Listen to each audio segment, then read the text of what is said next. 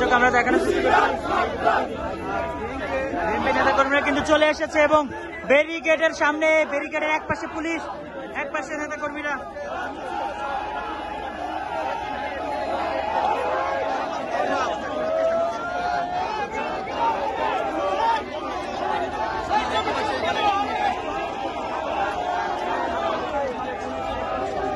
বিএনপির শত শত নেতা কর্মী কিন্তু এই ব্যারিকেডের সামনে অবস্থান নিয়েছে এবং ব্যারিকেডের এক পাশে কিন্তু পুলিশ অবস্থান নিয়েছে। ঠিক তার অপর পাশে আমরা দেখতে পাচ্ছি যে বিএনপির 3টি অঙ্গ সংগঠন, ছাত্র দল, যুব দল এবং স্বেচ্ছাসেবক দলের নেতা কর্মীরা কিন্তু অবস্থান নিয়েছে।